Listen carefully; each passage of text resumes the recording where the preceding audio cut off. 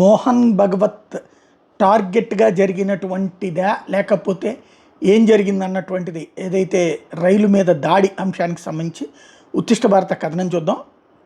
2026 June 11 అంటే నిన్నగాక మొన్న లక్నో జంక్షన్ ప్లాట్ఫామ్ నెంబర్ 6 నుండి సరిగ్గా మధ్యాహ్నం 3:30 గంటలకి శతాబ్ది ఎక్స్ప్రెస్ ఢిల్లీకి బయలుదేరి నేను కూడా అదే శతాబ్ది ఎక్స్ప్రెస్లో ఎగ్జిక్యూటివ్ కోచ్ నెంబర్ E1లో సీట్ నెంబర్ 22లో కూర్చున్నాను. అంటే ఒక జర్నలిస్ట్ దాంట్లో తిరిగినటువంటి ఆయన రాసుకోవచ్చు. సరిగ్గా సాయంత్రం 4:32 రైలు ఉన్నావ్ స్టేషన్లో ఆగింది.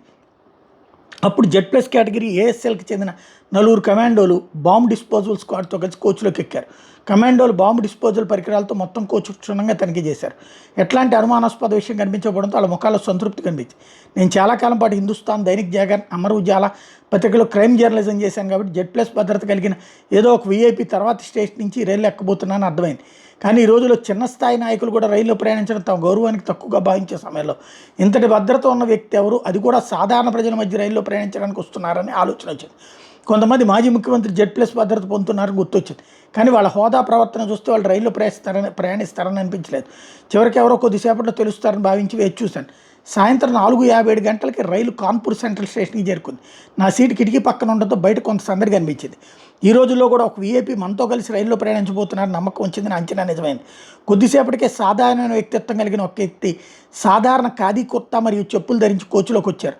ఎలాంటి హంగు ఆర్భాటం లేదు, నడకలో గర్వం లేదు, కానీ ముఖ్యంలో ఒక ప్రత్యేకమైన కాంతి కనిపించింది. మొదటి చూపులోనే ఆయన గుర్తించాను. ఆయనే RSS సరసంఘ చాలక్ మోహన్ భాగవత్. ఎందుకంటే ఒకసారి సహారన్పూర్లో ఆయన ఇంటర్వ్యూ చేసే అవకాశం నాకు లభించింది. ఆయన నా ఎదురుగా ఉన్న మరో వైపు కిటికీ సీట్లో కూర్చున్నారు. ఆయన ముఖం నాకు స్పష్టంగా కనిపిస్తోంది. చుట్టుపక్కల సెట్లో కమాండోలు కూర్చున్నారు. భాగవత్జీ కూడా సాధారణ ప్రయాణికులనే రైల్లో ఇచ్చే నీరు, అల్పాహారం, సూప్ తీసుకున్నారు. ముఖ్యమైన విషయం ఏంటంటే కమాండోలు కూడా కోచ్లు ఎలాంటి భయాందోళన కలిగించలేదు. రైలు సిబ్బంది, ప్రయాణికులు సాధారణంగా రాకపోకలు సాగింది. నేను ముందే భాగవత్జీని కలిసినందుకు రైల్లో మాట్లాడాలనిపించింది, కానీ కమాండోలు ఆపుతారేమో అన్న సందేహం వచ్చింది. జర్నలిజంలో చాలాసార్లు VIP భద్రతా సిబ్బందిని ఎదుర్కొన్న అనుభవం ఉండడంతో ముందుకు వెళ్ళి చూద్దామని అనుకున్నాను. నేను ఆయన దగ్గరికి వెళ్ళి నమస్కారం చేశాను. నేను మాటలతో మాత్రమే నమస్కారం చేశాను, కానీ ఆయన 2 చేతులు జోడించి నాకు నమస్కారం చేశారు. తర్వాత సహజంగా మాట్లాడుతూ మిమ్మల్ని ఎక్కడో చూసినట్టు ఉంది అన్నారు. అప్పుడు నేను సహరన్పూర్లో పద్మశ్రీ భారత్ భూషణ్జీ నిర్వహించిన కార్యక్రమంలో మీరు గవర్నర్ గారు పాల్గొన్నప్పుడు నేను మీ ఇంటర్వ్యూ చేశానని చెప్పాను. వెంటనే ఆయన చిరునవ్వుతో ఇప్పుడు గుర్తొచ్చిందన్నారు. తర్వాత నా కుటుంబం గురించి ప్రస్తుతం ఎక్కడ ఉన్నానని ఆప్యాయంగా అడిగారు. నేను లక్నోలో ఉన్నానని చెప్పాను. అలాగే నేను అలీగఢ్లోని సింగార్పూర్ గ్రామానికి చెందినవాడిని, అక్కడ కేశోదాంలో మీరు 3 రోజులు ప్రవాసం చేసిన విషయం చెప్పాను. అది విని ఆయన చాలా సంతోషించారు. తర్వాత నేను తిరిగి నా సీటుకు వచ్చాను. నా తర్వాత మరొక 2 ధైర్యం చేసి ఆయన దగ్గరికి వెళ్ళి నమస్కారం చేశారు. రైలుపై పడిన రాయి. ఇంతలో శతాబ్ది రైలు ఫిరోజాబాద్ ప్రాంతంలో ప్రయాణిస్తోంది. అప్పుడు E1 కోచ్లో నేను మరియు భాగవత్జీ ఉన్న కోచ్ కిటికీ అద్దానికి రాయి తగిలింది.